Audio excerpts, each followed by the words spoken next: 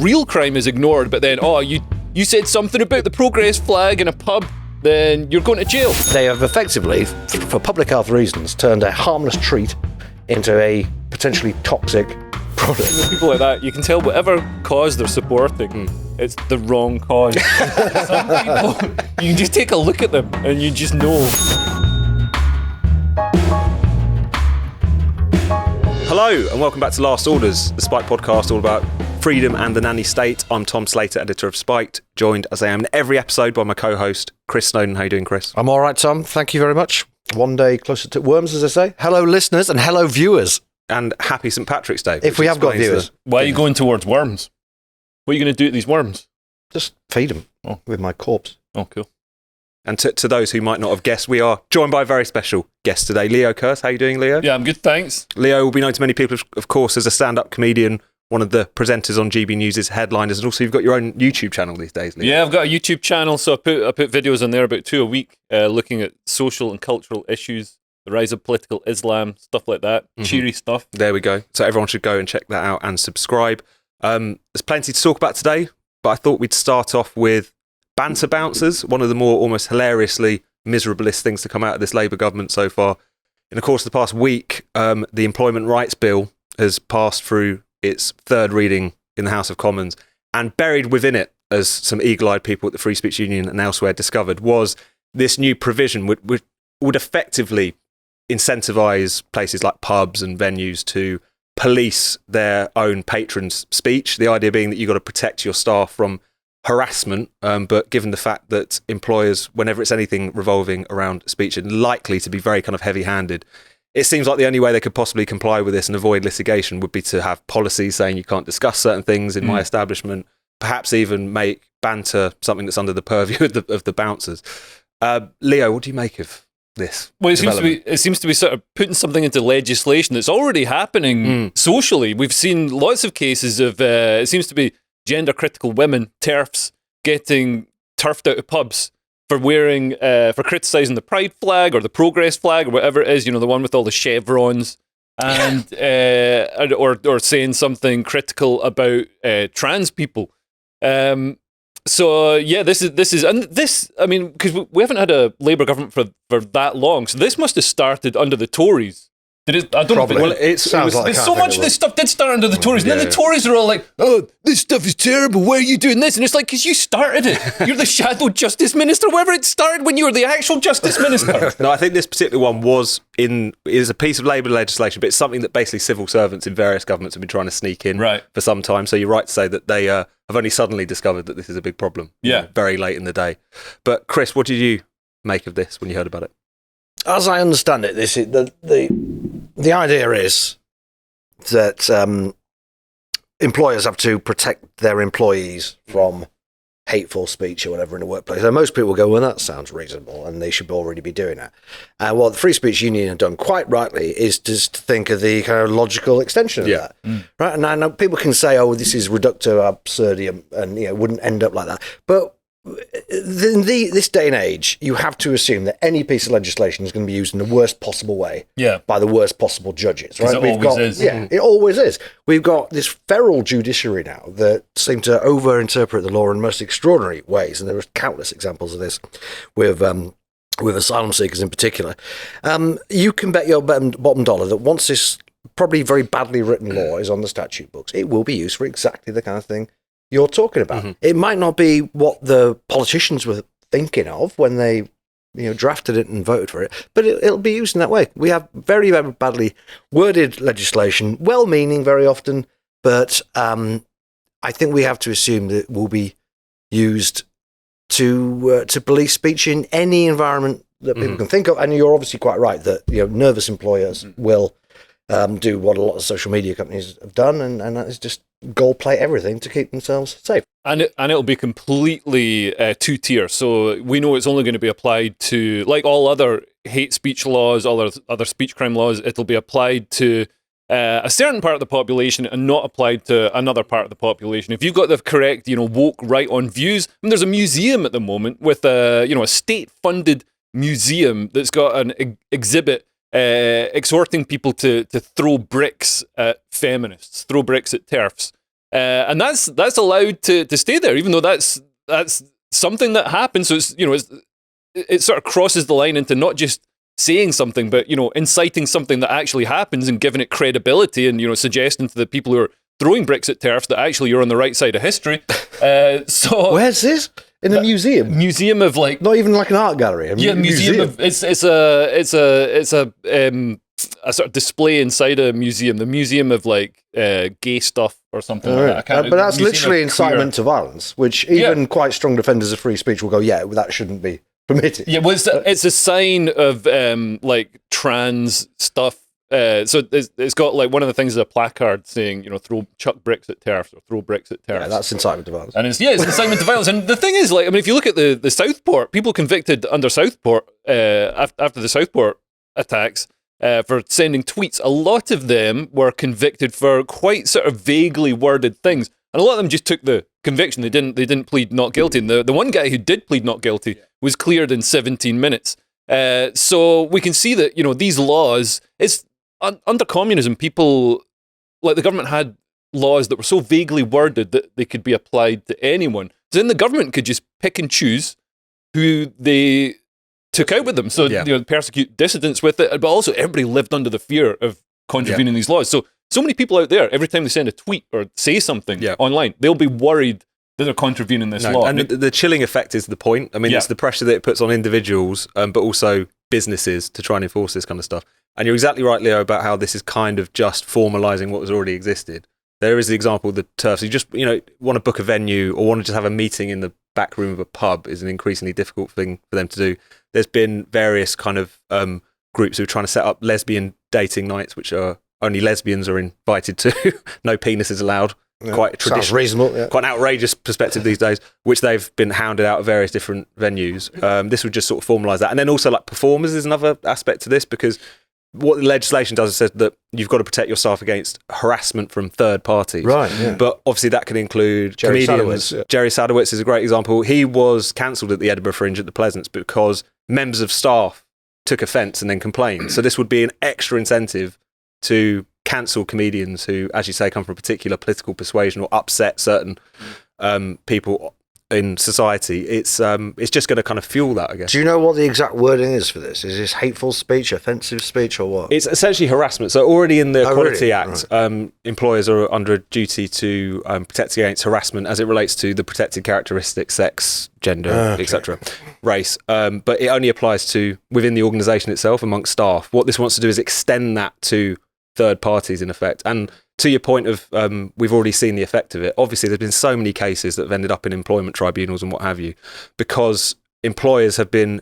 very zealously policing their own employees' speech because someone's taken offence to what someone else does in their own time or what they've been posting on social media. So you already see how this would work in practice. It's got an extra absurd level because the fact that it would end up applying to pubs, places where people go and expect to be able to sound off. It's the most kind of informal of public settings, and yet even there, that this sort of stuff could creep in. But I mean, should we really be surprised that this sort of thing has crept in, Leo? I mean, this is a government that is not only really censorious, but also like miserable. Like some of the first thing they did when they got in was going after smoking and drinking and all the rest of it. So should we really be that shocked that this has happened? No, not at all. But it's interesting that only like 1 in every 200 crimes results in a prosecution. So 99.5% of the time, people get away with the crime. So we don't have the resources to properly investigate and prosecute, convict people for committing crimes. But we're still bringing through laws that, expand the number of people who can be committing crimes. So it's obvious that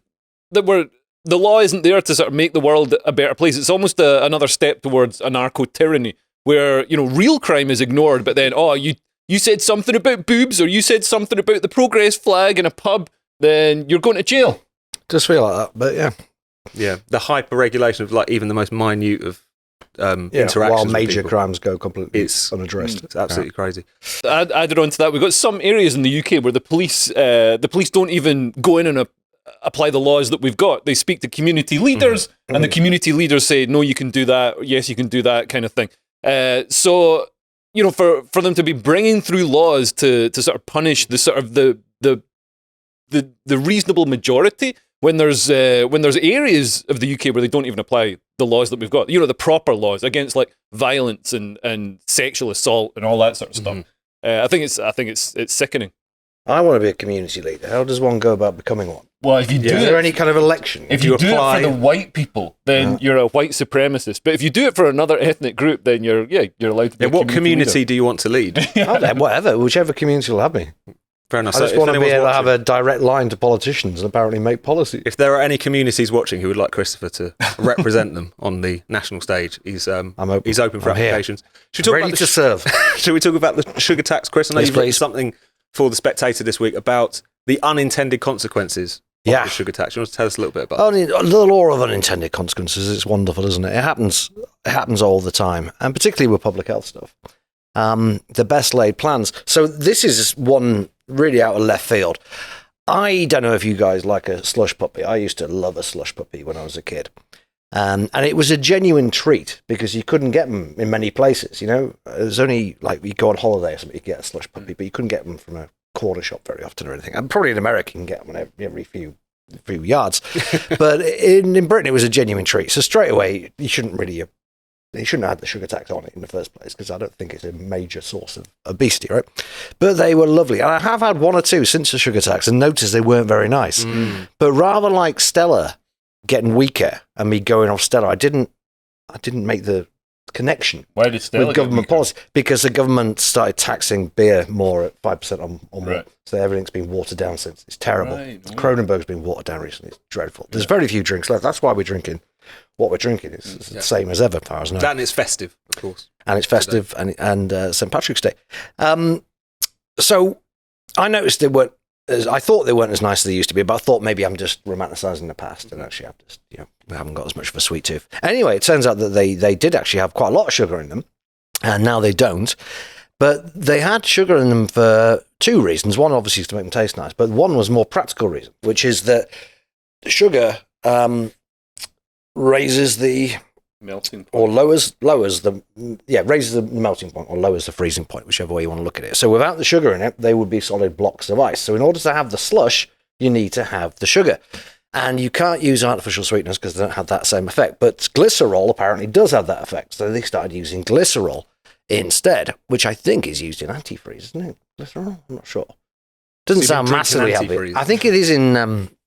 or some form of it is in vape juice, but that seems to be all right. Yeah, it is. And glycerol, to be fair, even in drinks, is all right for most people. It's just you need to be a certain weight because otherwise you can have hypoglycemia, which obviously can be pretty nasty.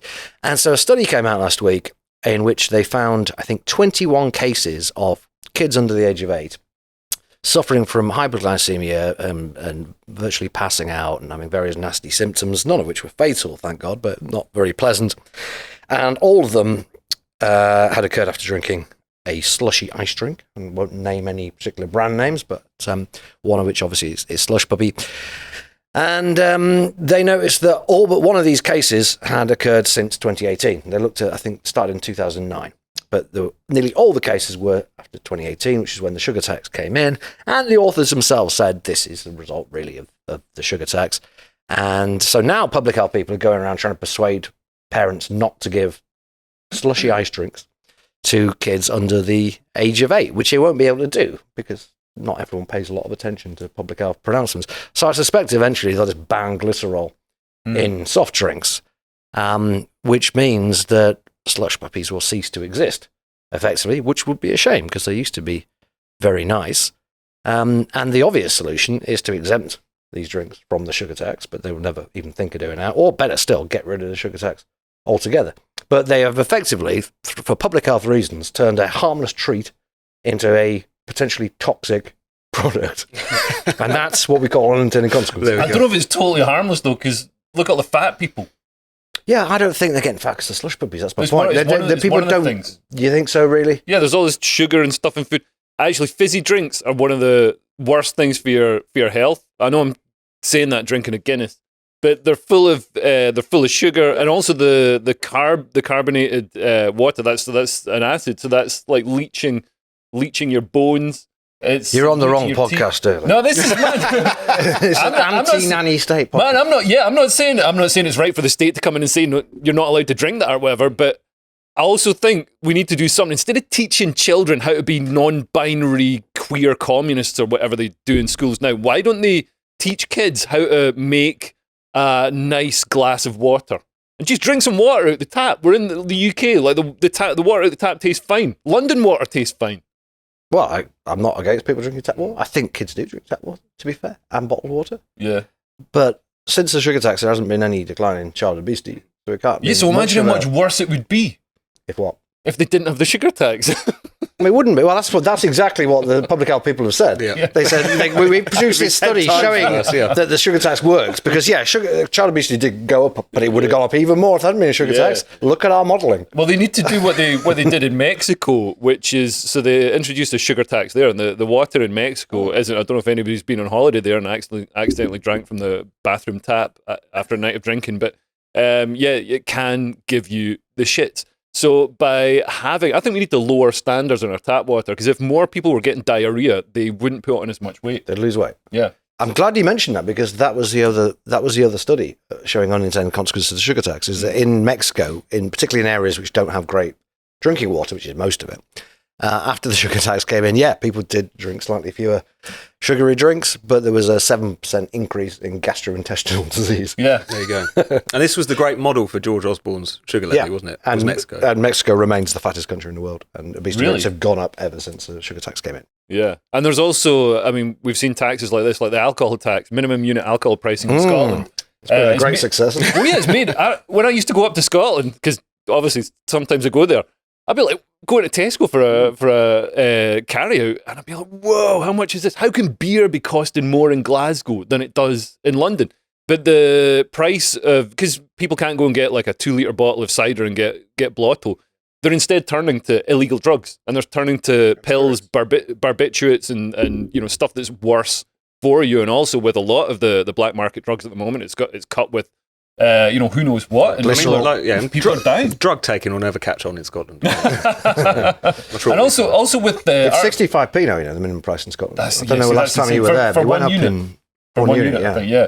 And the other thing with putting artificial sweeteners and things, it actually tricks your body into thinking it's getting sugar, so you produce the enzymes and things to deal with sugar. You don't get the sugar, and then it actually makes your body, it screws your body's hormones even more than if you just had the sugar. There we go. Yeah, I've heard this, and I don't know if it's true or not, but it has the ring of truth to it. Yeah. And policy makes you just accept sometimes that things are as they are for a reason, and you shouldn't start prodding things unless you really understand what's going on. But also, we got multi-billion-dollar industries just geared around tricking fat idiots into having as much sugar and eating as much of this or buying this product. So I think we do need to we need to do something for the idiots. They're like cavemen who've been just dumped into this world where you've got these big companies that have got laboratories where they literally work on the formula to find something that tricks your brain into thinking you just climbed a tree and picked a honeycomb. You know what I mean?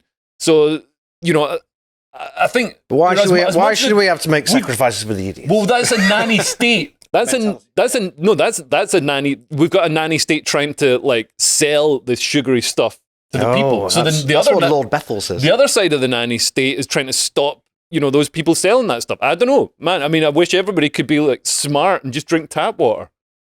I don't care what they drink. I don't think it's anyone's business. But I think this is good. We've got a debate on it. It's always taken 100 odd episodes, but finally got usually a complete echo chamber. So this is much more positive. I'm too used to complying with Ofcom and having to provide balance. While we're talking about stopping people from doing things and the unintended consequences, Chris, should we talk about a bit of analysis that the IA have got out about tobacco purchasing? Yeah. It seems to have plunged by 45%? 45% in the space of a few years. Do you want to tell us a bit more about this? Since 2021, these are official figures. You can look them up. HMRC publish something called the Tobacco Bulletin once a year, and it shows how much tax revenue they made from tobacco and how many sticks of cigarettes have been sold and how much rolling tobacco, cigars and so on have been sold legally. That's the important caveat here, right? Because a lot of it is not being sold legally. But the legal sales of tobacco, whether it be manufactured cigarettes or hand-rolling tobacco, they've fallen by a combined 45% in 3 years, right? this is obviously a sign that the black market has hugely expanded, right? The only way it couldn't be would be if smokers are suddenly smoking far few cigarettes per day, which they're not. We've got data on that. There's been no change in average daily cigarette consumption, or if there had been a huge decline, 45% decline in the number of smokers. But we haven't seen anything like that either. Depending on which figures you look at, it's either been less than 1% decline or maybe 10%. Either way, nowhere near 45%. So if we assume, hypothetically, that in 2021 there was no black market tobacco sold, which obviously there was a lot, then we've got about 40% of the market is already illicit. And given that there actually was some black market tobacco sold 3 years ago, it's enormous. And the government's got its head in the sand about this. The official estimates say that only 7% of manufactured cigarettes are non-duty paid, as they call them. This is just based on pure guesswork. The government makes no real attempt to find out the size of the black market because, frankly, they don't want to know. The anti-smoking campaigners don't want to know. They just want to believe that the problem is getting better and there's nothing to worry about. Whereas anyone who smokes or spends any time around smokers knows full well most of the packs you see on the ground or in people's hands have got foreign warnings on them. That's a giveaway. They haven't got plain packaging. That's another giveaway. The black market is enormous, and clearly this is pretty much as close to conclusive evidence as you can get that the black market is big and it has been growing very, very quickly, primarily because we've had 4 massive tax rises in that period. So I don't think it can be denied any longer that this is a major issue. The government is losing a lot of money from tobacco revenue, despite all those tax rises. A classic example of the Laffer curve.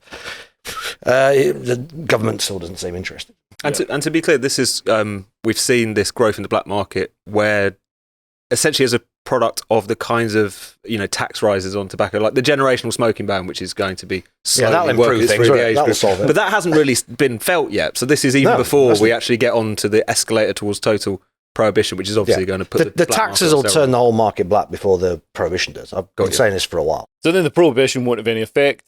And in fact, it might even make smoking look more appealing because it's this sort of a renegade outlaw thing to do.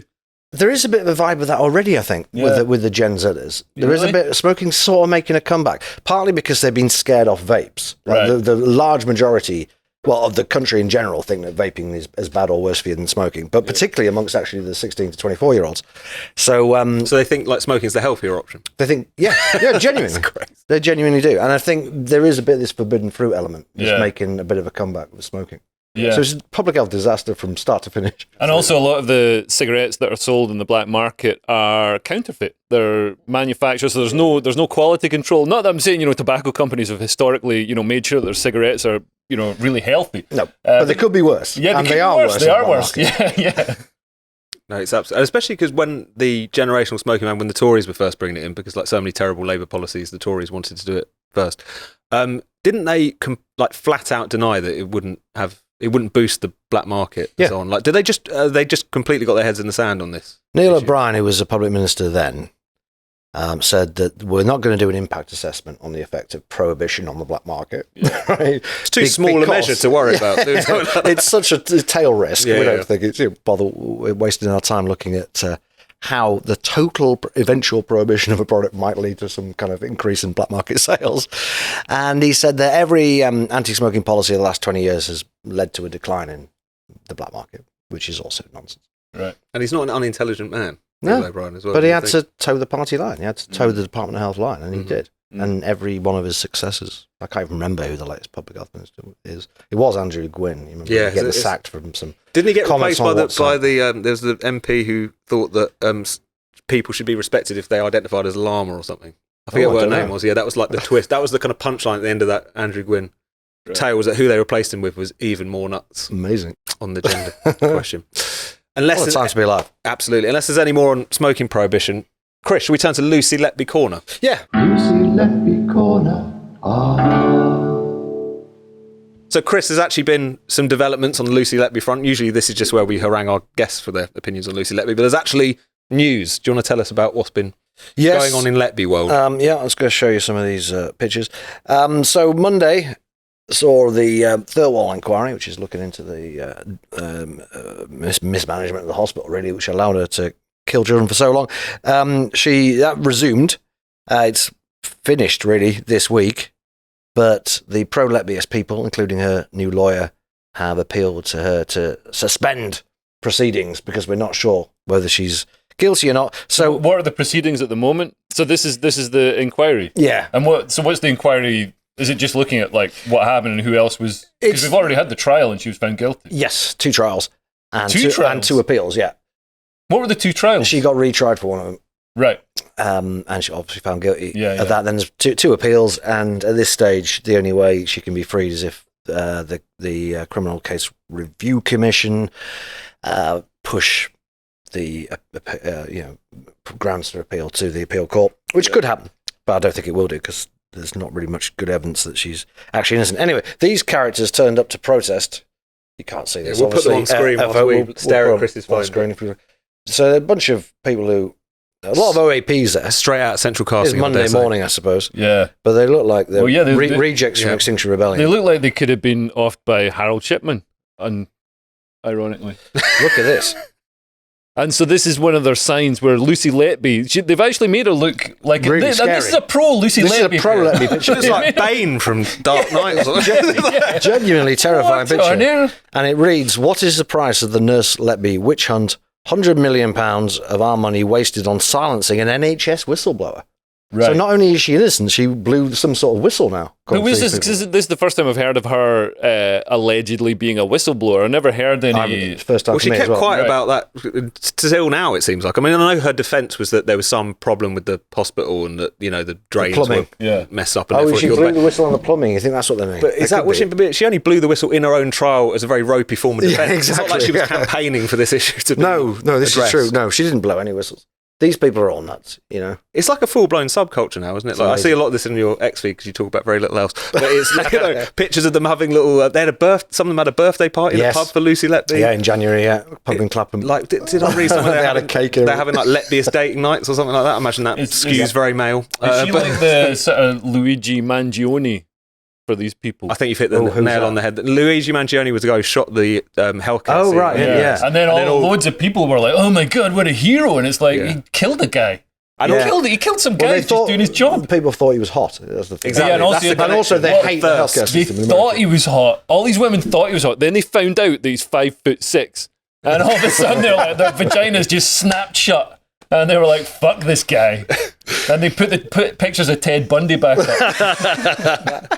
But that is another connection, isn't it, Chris? The thirst for Letby seems to be a part of it. I'm not talking about anyone in particular. She's a blonde woman in her 20s, and a lot of these people, as you can see from those photos, are men in the autumn years of their life. So you could say that these are thirsty men, hoping when she comes out, they get a little kiss, maybe. Yeah, there's something about all of their efforts. Yeah. There's something about serial killers that, I mean, if you look at Ted Bundy and all these people, like people, I mean, it's usually women going crazy for them because they're usually men, but I guess this shows that it works both ways. It works both ways. Yeah, but you think she's guilty? I mean, the trials, the guilty convictions would suggest that she's There guilty. is a presumption of guilt at this point, I would say, and that's really all I'm going with. Other than if someone produces some good evidence showing that she couldn't have done it, then I'll obviously change my mind. But the thing is, a couple of years ago, I'd have been like, yeah, fine. But now I've just seen so many just blatant miscarriages of justice in the criminal justice system, like Jamie Michael, the guy who was, I mean, he wasn't convicted, but it just shows how many convictions like that. He's the sort of one who shows the unsafety of so many of these convictions. What did he do? He's the one guy. He's the one guy. What did he not do? He posted a video after Southport in which he was basically saying, it was around the time when the rumours mill was going around online about it being a Islamist asylum seeker. So he posted a video saying something to the effect of that there are radicalised idiots in those asylum hotels. We need to have a public meeting. And essentially the trial seemed to hinge, or his prosecution seemed to hinge on the idea that even though what he said within it was not anything inciting or particularly hateful, the time in which he posted it made it inflammatory, and therefore it was incitement to racial hatred. But as Leo was mentioning earlier, he was one of the few people to plead not guilty, ends up going to a jury trial, and they acquitted him within minutes. Yeah, and he got fair enough. But that is still a bit different to being accused of being a serial killer. But he didn't take the duty solicitor. But again, the state has a huge incentive to find Lucy Letby guilty. If you think about it, because it's the state that is responsible. Ultimately, it's a state-run hospital. It's the NHS. So Well, I mean, if I don't believe that any sort of we've got a sort of semi-communist system in the UK, a socialist system where we've got this like behemoth, this leviathan, that's the NHS, and everybody uses it. Well, not everybody, but you know what I mean. It's the sort of the healthcare for everybody. It's got so much power, so much control, and also because it's got this sort of ultimate unaccountability, because it is the state-provided state health provider. It doesn't have that level of oversight that you might get in a more competitive market. That's sort of what these pro-Letby people say. They say that she was used as a scapegoat to cover up failings in the hospital. But you're on the side of the nanny-state here. The problem with the theory is that it was the hospital managers who were bending over backwards to tell everyone turn a blind eye to Lucy Letby. Right. And also, nobody knew about these, apart from the parents and a few staff. No one knew about this spike in deaths at the hospital. It wasn't like it was even regional news, let alone national news. There was nothing to cover up. And now the hospital, as of last week, the hospital is being prosecuted for gross corporate negligence. So it's not really working as a plan, is it? We'll just put this innocent woman in prison for the rest of her life, and then everyone will forget about it. Because it was doctors taking it upon themselves to raise the alarm about this. And I think at one point, who said go away. They forced them to apologise to her at one point, didn't they? Famously, because they were like, how dare you make these allegations. So, yeah, there's probably a kind of anti-Letby, anti-NHS line one could take. Is that like somebody from Rotherham Police? just got a new job for this hospital. Yeah, just say, how dare you? See, I can't remember if I said this before, but one of the reasons this basically conspiracy theory is so popular is it crosses party lines. Because for the people on the left, it shows that the NHS is terribly underfunded, right? And this was a failing hospital. It was understaffed, blah, blah, blah. And people on the right, it shows how terrible the NHS is. Just, allows people to be killed by doctors, not by Letby. So it genuinely does cross party lines. And, when I see these pro-Letby people, I look at the bio and it's often quite surprising who they are. You've got Palestine flags, Corbyn flags, but also very right-wing stuff, or just nothing the at all. Corbynistas got into it as well, didn't they? I saw some in Navarre, big time. Owen Jones, Big time. Well, the protest in Liverpool was organised by some far-left group I'd never even heard of, but they were like kind of stop the war type people. Palestine Action. Yeah, that kind of thing. Yeah. Very trade union-y, yeah. There you go. It's funny with people like that. You can tell whatever cause they're supporting, it's the wrong cause. Some people, you can just take a look at them and you just know. Exactly. You don't need to know anything else about the Letby case. Just look at who's manning those barricades. Shall we open up the postbag, Chris? Yeah. Postbag. It's bulging, that. So we got one here from Sean Walker. Going back to the banter bouncers question. For someone like Leo, which of your jokes would be most likely to see you thrown out of a pub under these banter laws? This could also be career-ending. Oh, man. Podcast ending too. No, exactly. I reserve the right to remove it from the... I got loads of stuff about trans, but I mean, I think I get away with that because I'm a trans woman myself. But I mean, I've got a bit about grooming gangs that would probably it's one of those things I can't always do it in normal clubs. It's the trouble with my stuff when I try and do my more Leo stuff in normal clubs with an audience who are just there for a night out and some dick jokes. Like it doesn't always land. They're like, what's this guy talking about? Also, not everybody knows about the grooming gangs. The authorities did a good job of covering it up. Still, it's crazy. But yeah, my grooming gangs bit is all about how, well, for a start, it's like a weird euphemism, like grooming gangs. It's like, what are they? Cambodian dog shampooers. You know what I mean? It's like, let's say what they actually are. You know what I mean? And then I say, people used to say, they're coming over here, they're taking our jobs, and they'll go into the whole thing about their jobs and, ordering a pizza from Deliveroo and all that. But I say they're not coming over here, they're taking our jobs. They're coming over here, they're taking our paedophilia. And they're good, honest, hard-working British paedophiles who've invested in fans, invested in chocolates, invested in boxes of puppies, and they're having their God-given right to noncing children taken away by these Johnny-come-latelys. And yeah, that's something. That's right, we get away with that. Yeah, I think so. Okay, that's just about it's just about on the line. But in terms of other postbag questions, Chris, we've got one about craft beer, which is your bet noir. The worst craft beer I've ever tasted. This is from Mam on X. Was some god awful 15% stout that tasted like an espresso. Minging. What's the worst one you've ever had? Well, I don't drink them, do I? You never even once? Well, I have. Yeah, I've had. Usually, I just smell them. But my colleague Christian Niemitz is drinking them after work. Oh, he's a big. He loves it. There's no craft beer too disgusting for him not to drink. He'll drink them all of different hops and colours. grapefruit follows him around like a cloud. And I just say, can I have a whiff of it? And he's got, oh my God, I nearly pass out. It's unbelievable the man can drink that kind of stuff. They put too much flavour in the don't beers they? now. Yes. Like they used to It's one way of before putting they it. crafted lager, they just made it. And it was much better. It just tasted like lager. And you could drink loads of it and not feel disgusting. Like now it's like each one it's like eating like 3 OXO cubes. And it's like just the whiff of like it's like Domestos and flowers. Nobody wants that much flavour. You know what I mean? And they I start don't. describing it like it's a bottle of wine. It's like, this has got hints of blah, blah, blah on summer's day. And you lime think, what and is going on? strawberries. Well, I don't want that in a bit. Yeah. I just want hops and barley, really. Is that too much to So ask I don't know. I mean, Beavertown, I'm Yeah. going to say, because it's the only one I can think of off the top of my That head is I've pretty actually bad. drunk. Yeah. And it's horrible. It's as horrible as the packaging. You can judge, they say you can't judge a book by its cover. You can usually judge a beer by its packaging these days. If it's got lots of colours and looks basically like it's aimed at a 6-year-old, it's going to be disgusting craft beer. But fair play to our Twitter correspondent for drinking a 15% one. Yeah. That's just wine. That's worth Really, it just isn't for it? the just for the hit. I did a gig in Eindhoven and they were bringing me, my mate Danny was on, like we're doing a double header, so he was up doing his bit. And they were bringing me these little like wine glasses of beer. And I was like, I don't know why they're bringing it in such tiny glasses, but I was like knocking them back. And they're like shots of beer. And I didn't realise, it's like 12% this beer. And I didn't know because I was just watching Danny, so I didn't realise how drunk I'd got until I got on stage and tried talking. And I was absolutely fucked. How did it taste? Did you not notice from the taste? Did it not taste like special brewy? Yeah, it did. It tasted kind of special brew. And that's the weird thing. I mind dating a French lassie who lived in Germany and she got special brew. And I was like, what are you doing? We're not that, Not that hard up. This month. Why are you getting special brew?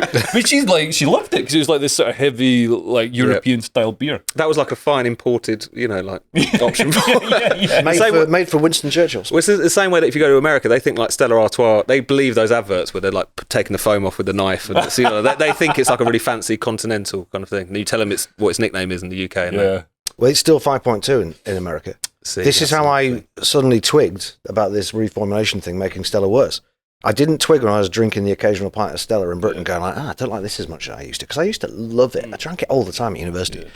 It was when I went to Washington and it was like the only beer I recognised basically on the tab, which is pretty much my policy, quite conservative when it comes to beer. I'll have a pint of that. Drank it. God, that's absolutely delicious. That's nectar. And then I realised it's unreformulated. Yeah. And that's weird because like American beer is usually so weak. Like Bud Light. Bud Light was, I know they sort of destroyed their image with Dylan Mulvaney, but to be honest, like that is the beer for a man who thinks he's a woman. It's 3.5%. You know what I mean? And yet over there, it's kind of like coded towards someone who's like a meathead watching football all day. Yeah, it's so weird, funny how these. I guess because it's sunny, so you don't want to be drinking. You'll get a headache drinking continental beer in the hot weather like that. It's an admission of being a lightweight, isn't it? It's going like this is a beer for American men who want to drink it all day watching the football. Yeah. But they're lightweights, so we need to drink something that's 2.5%. Like the old session bitter. Yeah. There we go. Session bitter. Right, we're almost out of time, but Leo, because we are a very libertarian anti-ban podcast, we do ask our guests Well, he's going to have no problem with this section. if they had to have one ban, what would it be? And of course, the only criteria is that it can't be anything too worthy or something that's trying to. You can go full nanny-state if you want. You are a dictator. I would ban people at the end of podcasts who say we're almost out of time because there's no time limit. You own this room. We could stay here for hours. I was listening to New Culture Forum, Peter Whittle interviewing what's his name, David Betts. Really interesting interview about the prospect of civil war in the UK. And like 42 minutes in, Peter Whittle's like, we're almost out of time. And it's like, no, get him to talk for more. What if you can't pay for the professional version of Zoom so you can go beyond the 45-minute mark? Maybe that's it. Or they've got a civil war to prepare for. They've got they've got things to do, places to be. Yeah, He just means he wants to go sandbags. to the toilet. That's all it means. So what's your ban, Leo? What would I ban? Junk food advertising? No. People who don't drink Sugar tap drinks? water. What would I ban? You know what? I'd ban people who don't live by the values they espouse. So like hypocrites. Yeah, like Gary Lineker, Deborah Meaden. They're all like, "Oh my god, we should have open borders, guys." Emma Thompson, we should have open borders. Like, they should be the people in Wethersfield, where they're doubling the size of the asylum centre, and it's bigger. There's more asylum seekers now, or illegal migrants, whatever you want to call them, than there are residents in the village. People there can't sell their houses, and it doesn't make any sense to me, because all these lefties are like, "Oh no, it's their greatest strength, it's wonderful, they're all engineers and all the rest of it." So Deborah Meaden, Gary Lineker, all these people should have to buy houses in that village and not live in the leafy suburbs in gated communities and whatever, where they're protected from it. I think the fact that people can signal one thing and then live a completely different life is the root cause of a lot of these problems. Brilliant. Thank you very much. I hope you enjoyed that episode of Last Orders. If you're watching this on YouTube, make sure you subscribe and click the bell so that you never miss another Spiked video.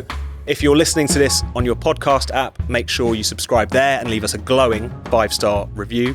And if you'd like to get in touch with your questions or ban suggestions, email us at lastorders@spiked-online.com.